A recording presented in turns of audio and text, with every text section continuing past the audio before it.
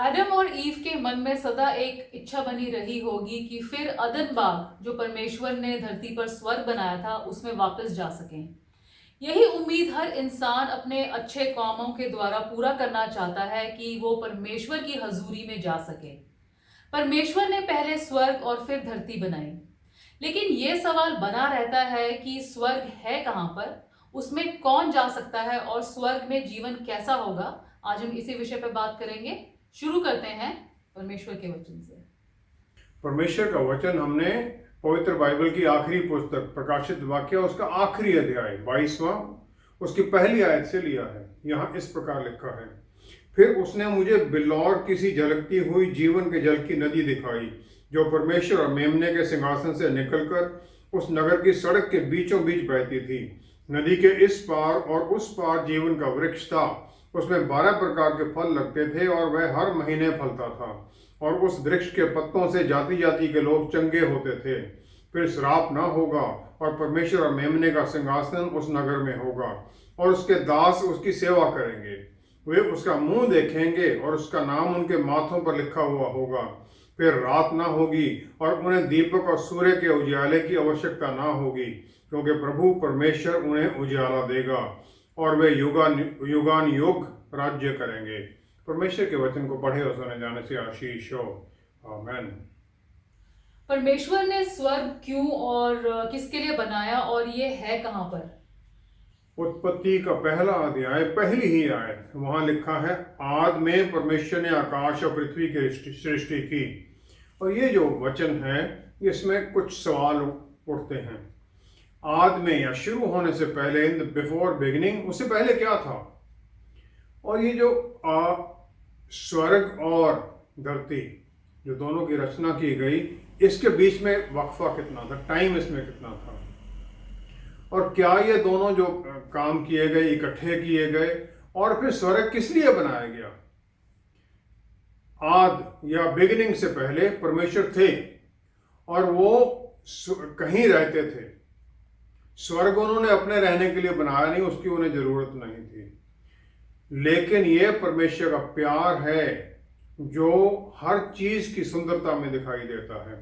प्रकाशित वाक्य 21वां अध्याय फिर वो डिटेल्स दिखाता है वो चीजों की जो स्वर्ग और धरती बनाने के समय पर नए यरूशलेम में, नया स्वर्ग नई धरती बनने के बाद में नए यरूशलेम में होंगे, जब वो धरती पर उतारा जाएगा।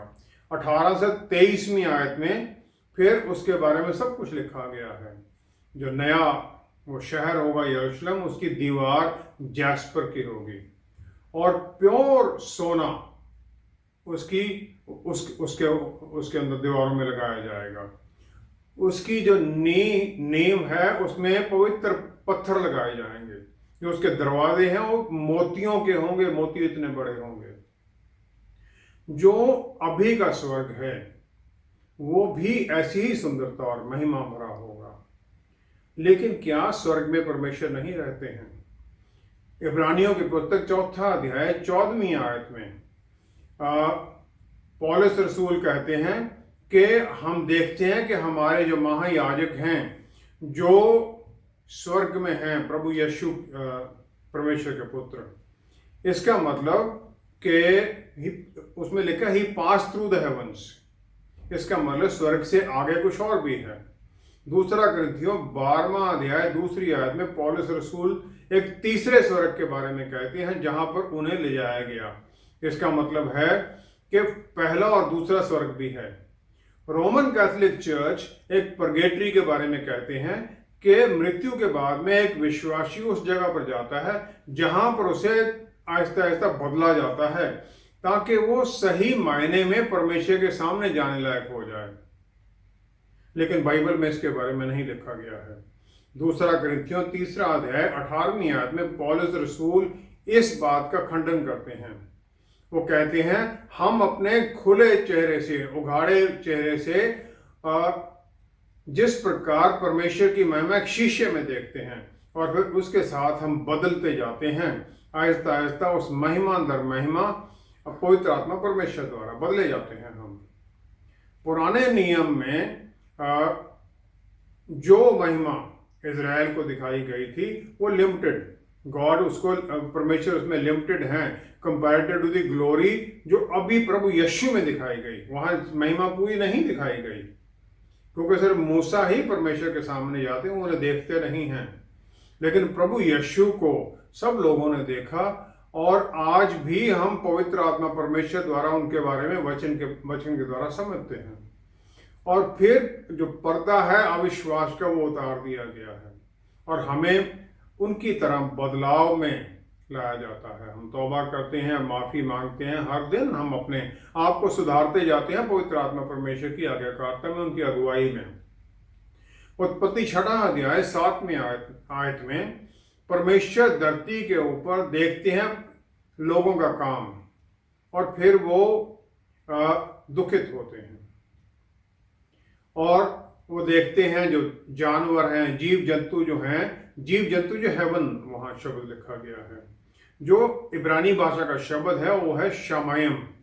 शमायम का जो मतलब है वो स्वर्ग भी है और आकाश भी है।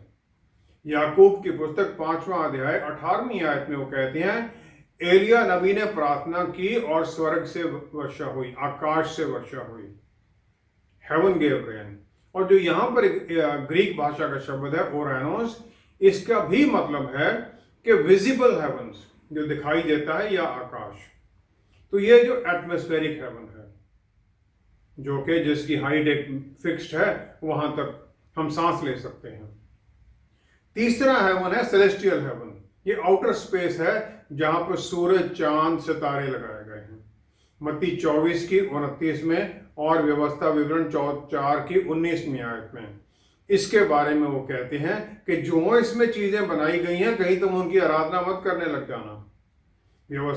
व्यवस्था विवरण 10 की 14 में स्वर्ग और heaven and the highest heaven belong to the Lord. ऊंचे स्वर्ग जो हैं वो परमेश्वर के हैं। पहला राजा 8वें अध्याय के 27वें आयत में सुलेमान प्रार्थना करता है कि वो heaven and the highest heavens आपकी महिमा को नहीं रख सके, तो क्या जो ये घर है जो मैंने बनाया आपके लिए मंदिर, क्या इसमें आपकी महिमा समा सकती है? प्रेरितों की पुस्तक 7वां अध्याय 55 आयत में स्टीफन जो पहला मार्टर है, वो पवित्र आत्मा द्वारा भरे हुए देखते हैं, स्वर्ग खुलता है और परमेश्वर की महिमा देखते हैं। प्रभु यीशु परमेश्वर के दाहिने हाथ पर खड़े हैं। लेकिन वचन के अंदर इस जगह की कहीं कोई लोकेशन नहीं बताई गई कि परमेश्वर कहाँ रहते हैं, वो जगह कहाँ है जिसमें परमेश्वर रहते हैं। परमेश्वर ने स्वर्गदूत बनाए ताकि वो उसकी आराधना करें, और वो स्वर्गदूत पे स्वर्ग में रहते हैं। लूसीफर पहला स्वर्गदूत था जो बनाया गया, परफेक्ट था हर चीज में। और जो स्वर्गदूत हैं वो उन्हें कोई अधिकार नहीं दिए गए स्वर्ग में, कोई डोमिनियन राइट्स नहीं उन्हें दिए गए। फिर परमेश्वर ने धरती बनाई, उसके ऊपर इंसान को सब अधिकार दे दिया ताकि वो धरती के ऊपर परमेश्वर का दूत बनकर, उसका एम्बेसडर बनकर अपना काम करे, परमेश्वर का रिप्रेजेंटेटिव बनकर। और परमेश्वर उसे हर दिन मिलने आते थे। जो आज्ञाकारिता से बाहर निकलते हैं, फिर हम जब आदम बाहर निकला तो ये रिश्ता टूट गया, और जो वो डोमिनियन जो अधिकार था वो शैतान के पास चला गया, और मृत्यु इंसान में आ गई। लेकिन मृत्यु के बाद में इंसान परमेश्वर की हजूरी में नहीं जा सकता था, तो उसके लिए एक अल्टरनेटिव प्लेस, कोई और जगह होनी चाहिए जहां पर वो जाए। परमेश्वर के पास तो जा नहीं सकता, धरती पर वो रह नहीं सकता, इसलिए नर्क बनाया गया। नर्क परमेश्वर ने बनाया था उन लोगों के लिए जो गिरे हुए स्वर्गदूत थे, शैतान और डेमोनिक स्पिरिट्स। लेकिन जो गिरा हुआ इंसान, पाप में गिरा हुआ इंसान था, वही उसकी जगह भी बन गई। उत्पत्ति 6 के 9वीं आयत में हम देखते हैं नूह उस समय के लोगों के बीच में जस्ट माना गया, राइटियस माना गया, धर्मी माना गया। उत्पत्ति 15 की 6 में फिर हम अब्राहम के बारे में देखते हैं, उसने परमेश्वर पर विश्वास किया और ये उसके लिए धर्मी होना माना गया। तो अब धरती के ऊपर एक दूसरी कैटेगरी बन गई जो है तो पाप में थे, लेकिन परमेश्वर पर विश्वास के द्वारा उन्हें धर्मी माना गया, जैसे नूह है, अब्राहम है। अब ये जो धर्मी लोग हैं, इन्हें नरक में भेजा नहीं जा सकता था। अभी स्वर्ग में भी ये जा नहीं सकते थे क्योंकि इनके पापों की अभी तक माफी नहीं मिली थी, मसीहा अभी नहीं आए थे। तो इनके लिए एक और जगह बनाई गई, बनाने की जरूरत पड़ी। लूका 23:43 में प्रभु यीशु जो वो क्रिमिनल जो उनके साथ में लटकाया गया था सलीब के ऊपर, उसे कह देते हैं आज ही तुम मेरे साथ स्वर्ग में हो गए, आज ही तुम मेरे साथ हो गए। प्रभु यीशु तीसरे दिन स्वर्ग में उठाए जाते हैं जी उठने के बाद। तो वो कौन सा स्वर्ग है जहां वो उस क्रिमिनल को लेके जाते हैं? जो यहाँ पर शब्द इस्तेमाल किया गया है वो है पैराडीसोस। इसका जो पर्शियन शब्द है, इसका मतलब है एक एनक्लोजर, एक कवर्ड स्पेस है, बाग हो या पार्क हो, ये इस प्रकार को दर्शाता है। लूका 16 में 19 से 31वीं आयत तक प्रभु यीशु और धनी आदमी और लाजरस जो भिखारी है उसके बारे में बताते हैं। दोनों मर जाते हैं। धनी नरक की आग में चला जाता है, हेडीज में चला जाता है। जो कि बेगर है वो उसे स्वर्गदूत लेके जाते हैं, अब्राहम की गोद में पहुंचा देते हैं। यहूदी लोगों का मानना है कि अब्राहम बोजम जो है ये पैराडाइज, ये स्वर्ग माना जाता है। 26वीं आयत में अब्राहम उसे बताते हैं अमीर आदमी को कि दोनों के बीच में इतनी खाई है कि देख तो सकते हैं एक दूसरे को, लेकिन इस जो बीच में वक्फा है इसे कोई भी पार नहीं कर सकता है। तो ये जगह हो गई जहां पर के धर्मी जन वहां रखे जाएंगे जब तक के प्रभु यीशु ने आना था।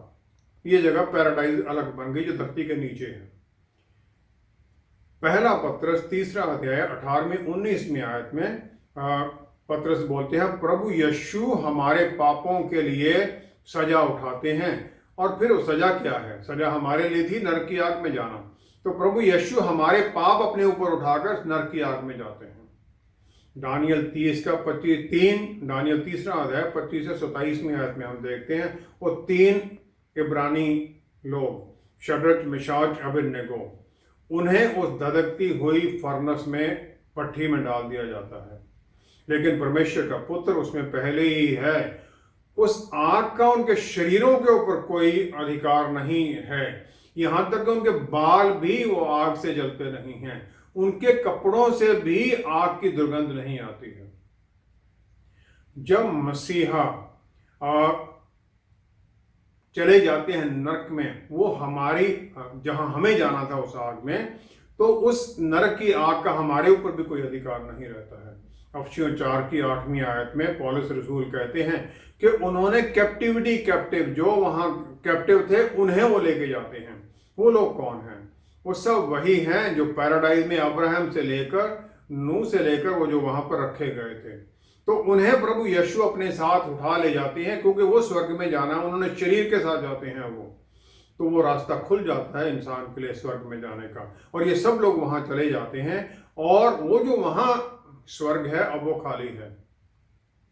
स्वर्ग बनाया गया उन आत्मिक लोगों के रहने के लिए, क्योंकि परमेश्वर आत्मा है, और स्वर्गदूत बनाए गए थे उनकी आराधना करने के लिए। धरती बनाई गई थी इंसान के लिए ताकि इंसान वहां पर रहे, और फिर परमेश्वर वहां पर उसके पास आते थे, उसे अधिकार दिया गया इंसान को वहां पर। जो नया यरूशलेम आना है धरती के ऊपर, वो फाइनल लिविंग प्लेस है परमेश्वर का इंसान के साथ धरती के ऊपर। धरती बनाई गई थी इंसान के लिए, यहां पर रहने के लिए, ये उसका स्वर्ग था। जिस प्रकार ऊपर स्वर्ग स्वर्गदूतों के लिए था, हमारा स्वर्ग में जाना एक टेम्पररी फेज है। ये हमारा सदा का घर नहीं है। हमारा सदा का घर नया यरूशलेम होगा जहां पर के प्रभु यीशु और परमेश्वर होंगे, उनका सिंहासन वहां पर होगा, जिसके बारे में अभी हमने पहले पढ़ा भी था। तो ये 3 तरह के स्वर्ग बन जाते हैं जहां पर के परमेश्वर, स्वर्गदूत और धरती के नीचे था, और वो अभी ऊपर सब वहां से चले गए, वो खाली है। क्या विश्वासियों का भी न्याय होगा और वो भी किसी तरह की सजा पाएंगे? जो भी इस धरती पर पैदा हुआ है, परमेश्वर ने उसे कुछ गुण दिए हैं और उनको इस्तेमाल करके उसे परमेश्वर की महिमा करनी है, और इन्हीं के बारे में हमें हिसाब देना है परमेश्वर को। 1 यूहन्ना 12वीं आयत हम वहां देखते हैं कि परमेश्वर ने एक अधिकार दिया उन लोगों को जिन्होंने उनके पुत्र को ग्रहण किया और उन्हें स्वीकार किया, विश्वास किया उन पर, वो परमेश्वर के बच्चे बन जाते हैं। परमेश्वर न्यायी हैं और अपने बच्चों को वो अपने घर में आने से रोक नहीं सकते। यूहन्ना 14 दूसरी तीसरी आयत में प्रभु यीशु एक वायदा करते हैं विश्वासियों के साथ कि मैं अपने पिता के घर में तुम्हारे लिए जगह तैयार करने के लिए जाता हूँ और मैं तुम्हें लेने के लिए भी आऊँगा। इस प्रकार दो तरह की जजमेंट के बारे में हम देखते हैं। पहली जजमेंट है जो धरती के ऊपर चर्च एज इस दौरान हो रही है। ये पहला है सेल्फ एवेल्युएशन, पहला पत्रस पहला अध्याय दूसरी आयत में। हर एक विश्वासी को ये करना है प्रार्थना के द्वारा और ईमानदारी के साथ पवित्र आत्मा परमेश्वर की अगुवाई में। तो ये रेगुलर सैंक्टिफिकेशन और क्लेंजिंग है। जो हमारे भीतर पाप है इसको हम स्वीकार करते हैं, उससे हटते जाते हैं और दिन प्रतिदिन बदलते जाते हैं।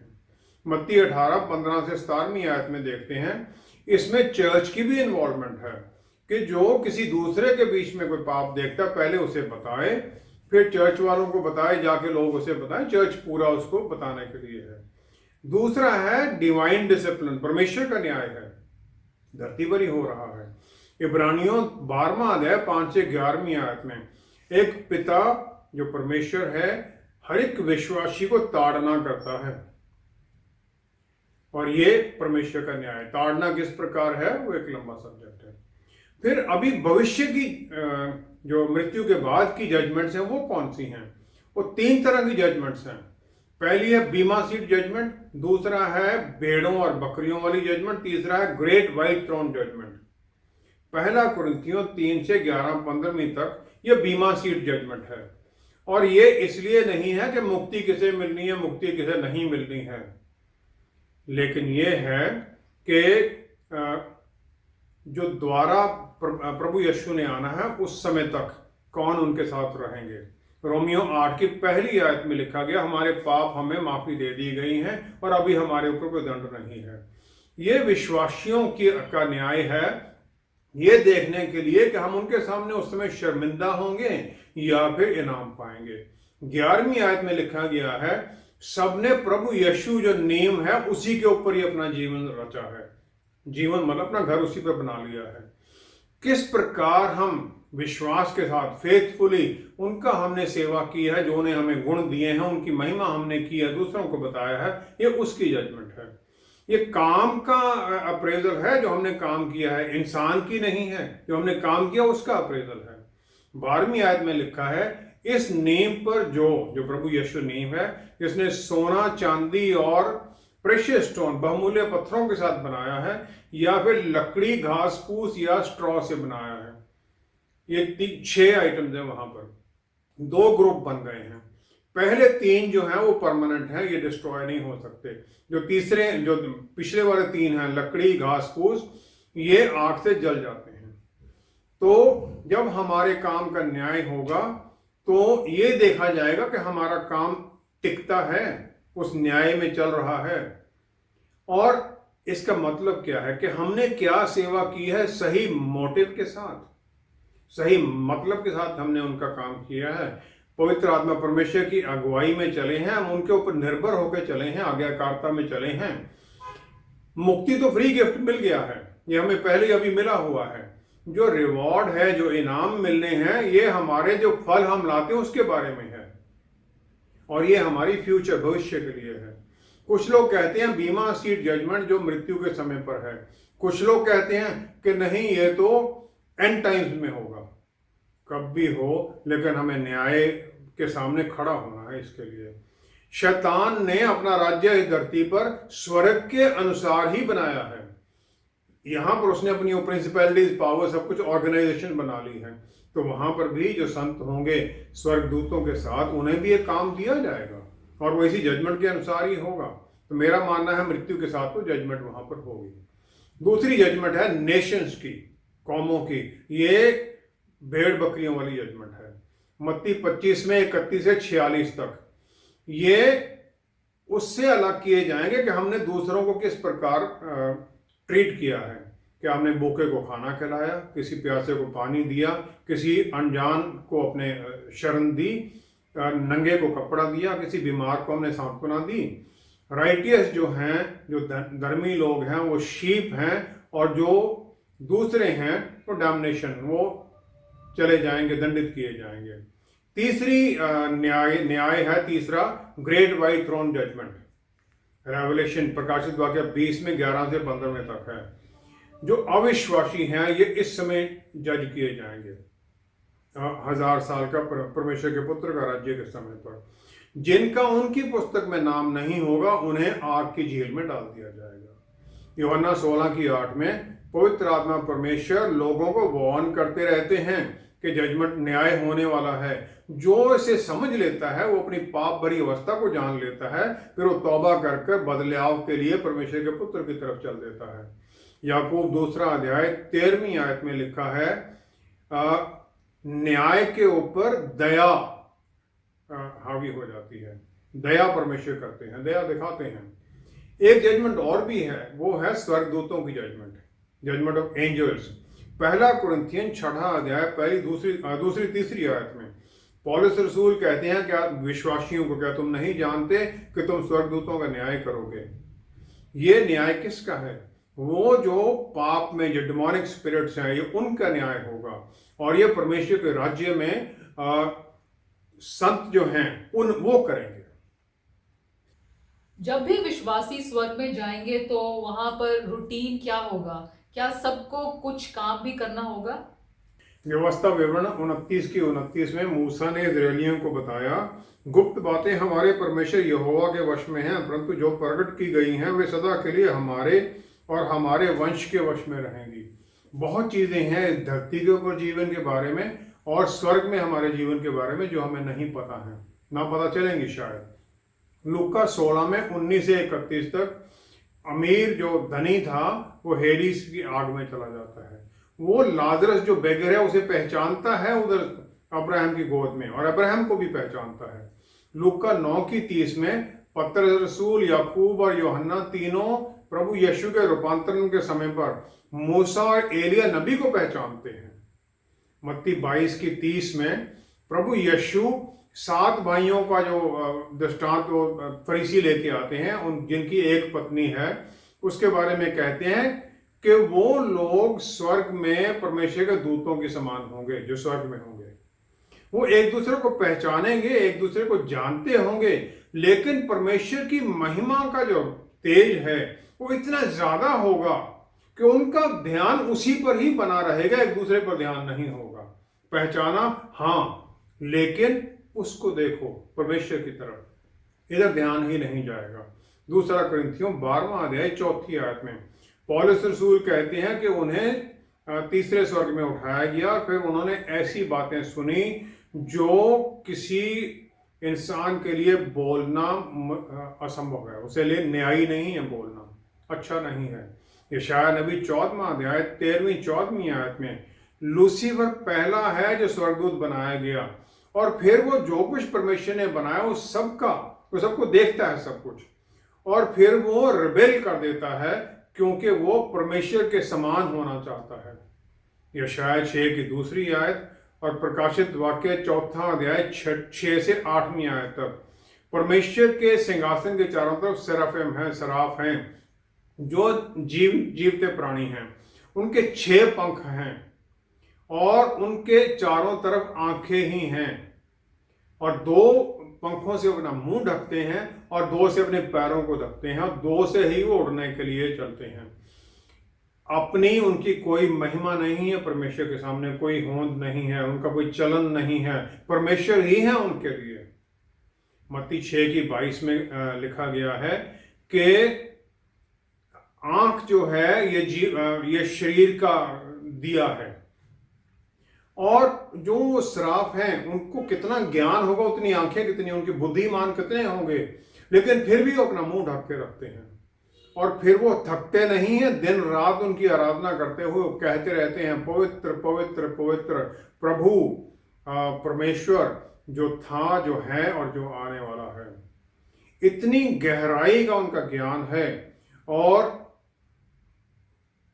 परमेश्वर की जो राज्य का जो उनका ज्ञान है उसके बारे में, उनकी गहराई है। दूसरा कुरिन्थियों 12:4 में जो पौलुस रसूल को कहते हैं कि मैं कहीं ये देखने के बाद अहंकार में ना आ जाऊं, तो शैतान का एक दूत आता है उसे मारने के लिए, जो उसके शरीर में कांटे के बारे में वो कहते हैं। जब सेराफिम जो कि परमेश्वर की हजूरी में पता नहीं कब से हैं, जब से कुछ बनाया गया है, तब भी अब तक वो उसकी महिमा, उसके पावर को नहीं समझ सकते हैं, तो इंसान कैसे समझ सकता है? इंसान का सबसे पहला काम स्वर्ग में ये होगा कि परमेश्वर के बारे में जानना, उनके पुत्र के बारे में जानना, ताकि इसके द्वारा फिर वो उनके साथ वो स्वर्ग राज्य में काम करने के लिए तैयार हो जाए। रोमियो की पुस्तक 8वां अध्याय 17वीं आयत में देखते हैं, हम परमेश्वर के पुत्र होने के कारण वारिस हैं और प्रभु यीशु के साथ संगी वारिस हैं। पहला पत्रस 2 अध्याय 9वीं आयत में फिर पत्रस रसूल हमें आइडेंटिटी देते हैं, हम चुने हुए लोग हैं, रॉयल प्रीस्टहुड, पवित्र कौम, उनके अपने चुने हुए लोग, हिज ओन स्पेशल पीपल। प्रकाशित वाक्य 20वां अध्याय 6वीं आयत में फिर हम देखते हैं स्वर्ग में जो विश्वासी हैं वो परमेश्वर और प्रभु यीशु के याजक होंगे और वे उसके साथ 1000 साल तक राज्य करेंगे। परमेश्वर के द्वारा विश्वासियों को 5 तरह के मुकुट दिए जाएंगे। पहला मुकुट है पहला कुरिन्थियों 9:25 में, जो है इनकरप्टिबल, ना नाश होने वाला मुकुट जो है। दूसरा पहला थिस्सलुनीकियों 2 अध्याय 19वीं-22वीं आयत में आनंद और रिजॉइसिंग का मुकुट है ये। तीसरा है धर्मी होने का मुकुट, जो कि 2 तीमुथियुस 4 अध्याय 8वीं आयत में है। चौथा मुकुट है पहला पत्रस 5 की 2-4 आयत में, वो मुकुट है महिमा का जो कभी नाश नहीं होगा। और 5वां है प्रकाशित वाक्य 2 अध्याय 10वीं आयत में, वो जीवन का मुकुट है। ये परमेश्वर देते हैं कामों का जब न्याय होगा, जो बीमा सीट जजमेंट, उसके बाद में ये जो हमारे काम यहाँ किए गए हैं उनका रिकॉग्निशन है। लेकिन इसका मतलब ये नहीं कि हम कामों के द्वारा मुक्ति पाते हैं। मुक्ति हम विश्वास के द्वारा पा चुके हैं। क्योंकि हम मुक्ति पा चुके हैं इसलिए हम ये काम करते हैं, और इसके द्वारा फिर हमें एनकरेज करते हैं कि हमारा जो 1000 साल का प्रभु यीशु का राज्य, उसमें हमारा रोल क्या होगा। संतों के लिए स्वर्ग में सबसे ज्यादा इंपॉर्टेंट काम क्या है? वो ये है कि उन्हें जानना, उनके प्यार के बारे में जानना और उनकी आराधना करना। सराफ की तरह जिस प्रकार वो कभी थकते नहीं हैं उनकी आराधना करते हुए, संत भी इसी प्रकार फिर लगे ही रहेंगे उनकी आराधना करते हुए। उनकी आराधना, उनकी महिमा की रोशनी इतना अचंभित करने वाला होगा वो कि हम उसकी कल्पना नहीं कर सकते हैं। उसको देखते हुए किस प्रकार किसी का ध्यान किसी और की तरफ जा सकता है, किस प्रकार वो किसी से और के बारे में कुछ सोचेगा। वहां तो बस सिर्फ यही है, उसको जाने, उसकी आराधना करें और उसको जानते रहें, उसकी आराधना करते जाएं, जिस प्रकार सिराफ करते हैं और कभी थकते नहीं हैं। आइए हम प्रार्थना करें। पिता परमेश्वर, क्या ही धन्य हैं आप कि आपने हमें अपने बेटे के अंदर विश्वास, बेटे पर विश्वास के द्वारा हमें अपने बच्चे होने का अधिकार दे दिया है, स्वर्ग में अपने साथ एक जगह दे दी है। क्या ही आशीष भरा जीवन होगा वो जब हम आपकी महिमा देखेंगे। और आपने अपनी महिमा यहाँ अपने बेटे के द्वारा हमारे ऊपर जाहिर कर दी, और पवित्र आत्मा परमेश्वर जो हमारे भीतर हैं दिन प्रतिदिन हमें उनके रूप में बदलते जाते हैं। सहायता कीजिए प्यारे प्रभु कि हम जाने आपको इस जीवन में, और फिर आपका वो रूप दूसरों के ऊपर प्रकट करने वाले, दूसरों को रोशनी में लाने वाले बने, ताकि हमारे जीवन के द्वारा फिर आपको महिमा मिले। पिता परमेश्वर, सारा आदर आपको देते हुए सब कुछ आपके प्यारे बेटे प्रभु यीशु के पवित्र नाम में मांगते हैं। आमेन, आमेन, आमेन। प्रभु यीशु पर विश्वास के द्वारा स्वर्ग जाने का रास्ता तो हमारे लिए खुल जाता है, लेकिन वहां जाकर हम उनके सामने शर्मिंदा होंगे या फिर आशीष की बात सुनेंगे। शाबाश, तुम भरोसे के लायक अच्छे दास हो, अपने स्वामी की प्रसन्नता में शामिल हो जाओ। हमारे साथ दोबारा जुड़ने के लिए आपका बहुत बहुत धन्यवाद। अगले हफ्ते आपसे फिर मुलाकात होगी। Stay blessed. शलोम।